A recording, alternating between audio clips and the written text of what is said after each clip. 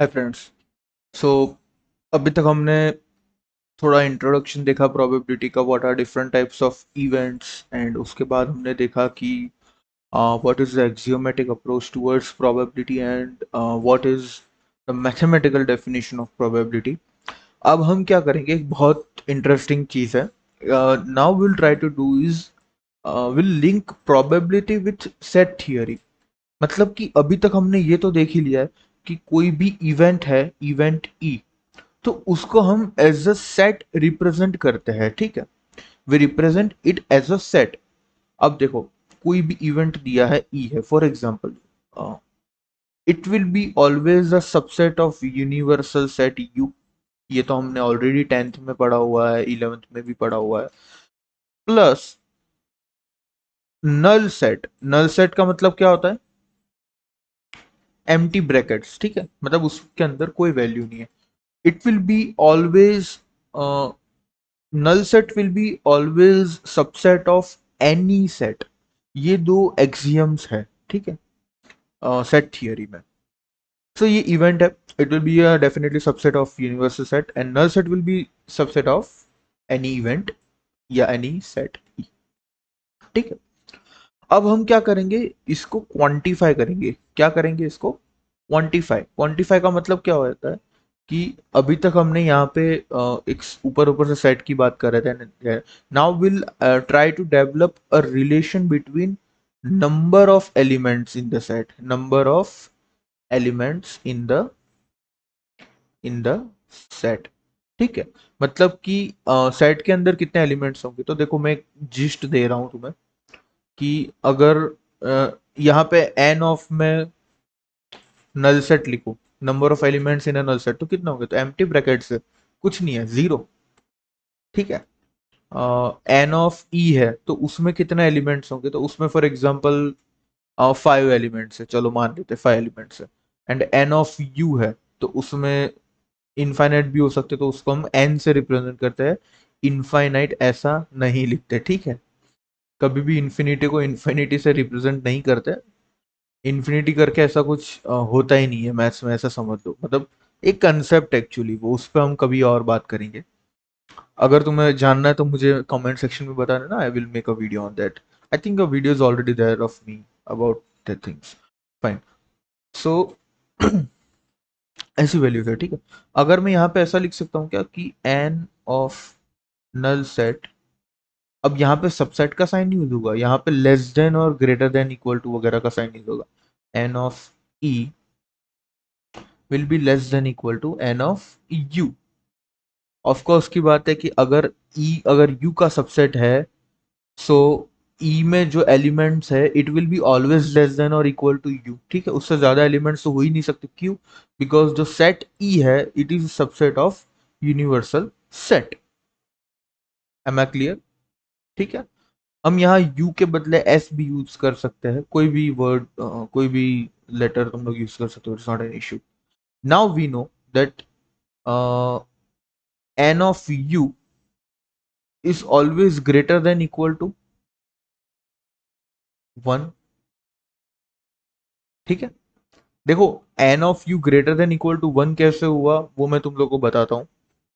उसका रीजन है कि यूनिवर्सल सेट है, universal set can not be a empty set, उसमें एक ना एक एलिमेंट तो होगा ही होगा। ठीक है, and the second thing is कि ये जो भी नंबर्स है they will all be whole numbers, whole numbers. ठीक है, मतलब 0 1 2 3 4 5 6, क्योंकि नंबर ऑफ सेट अंदर होंगे ना। तो ऐसा नहीं होगा कि a set is a 1.5 element. तो यहाँ पे अगर मैंने n of U greater than equal to 1 या इधर लिख दू ग्रेटर देन 0, तो उसका मतलब ये होगा कि इसकी वैल्यू हमेशा 1 2 3 4 दैट टाइप ऑफ वैल्यूज इसकी होगी, कोई भी एक वैल्यू होगी इसमें से। ठीक है, तो what I will do is, या यहाँ पे अब मैं ये एन ऑफ यू जो एक वैल्यू है उसको मैं ये पूरे इक्वेशन से डिवाइड करूंगा। क्या करूंगा? डिवाइड करूंगा। देखो, ऐसा कंफ्यूज मत हो जाना, कुछ होता नहीं। इसको मैं जीरो लिख दे सकता हूँ, zero divide by n of U less than equal to n of E divide by n of U less than equal to n of U divide by n of U. ठीक है, अब ये क्या हो गया, ये जीरो हो गया, less than equal to, greater than, less than equal to, यहाँ पे वन आ जाएगा।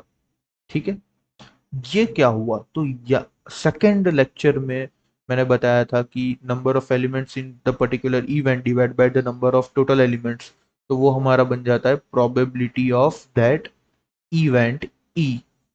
तो यहां से हमने प्रूव किया, क्या प्रूव किया, कि कोई कोई भी कोई भी इवेंट है, उसकी probability will always lie between 0 and 1, including 0 and 1। ठीक है, एंड दूसरी चीज कि P of null set, it is called impossible event.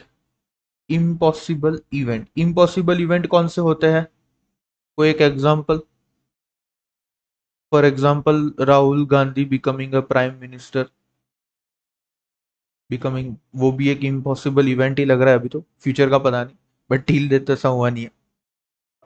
Second thing is sun rising from west. अब इसमें तुम लोग को शायद कंफ्यूज, देखो ईस्ट मतलब कि जहां से सन राइज करता है डेली, वेस्ट मतलब जहां पे सन सेट करता है, तो जहां पे सन सेट होता है वहां से तो वो राइज होगा नहीं, इसलिए that is a impossible event. ठीक है, एंड पी ऑफ एस या पी ऑफ यू कुछ भी लिख दो, पी ऑफ एस सब, पी ऑफ सैंपल स्पेस, या इसको पी ऑफ यू भी लिख सकते हो, कोई भी वर्ड यूज कर सकते हो। तो that is one which is called sure event. Sure event, अब श्योर इवेंट में क्या हो सकता है, सन राइजिंग फ्रॉम ईस्ट। ठीक है, और एक बहुत अच्छा इवेंट है, you will clear JEE and get in a good institute. ठीक है, ऐसा भी होगा, अपने आप पे भरोसा रखो। ठीक है, सो ये एक छोटा वीडियो मैंने बनाया ये प्रूफ बताने के लिए कि ऐसा क्यों होता है। ठीक है, आई होप आप लोग को थोड़ा समझ में आया होगा। It might be somewhat confusing in the starting, but जैसे जैसे हमारे थोड़े और अभी 2-3 वीडियो लेक्चर्स और होंगे आई थिंक, उसके बाद हम लोग बहुत सारे क्वेश्चंस प्रैक्टिस करेंगे। मैं आप लोग को क्वेश्चन की पीडीएफ फॉर्म वगैरह भी दूंगा। ऑलरेडी मैंने जो सेंगेज बुक है, सो उसकी लिंक मैंने डिस्क्रिप्शन में दे रखी है, ड्राइव की, वहां से आप पूरी बुक फ्री में डाउनलोड कर सकते हो। आपको एक सिंगल रुपी का खर्चा नहीं होगा।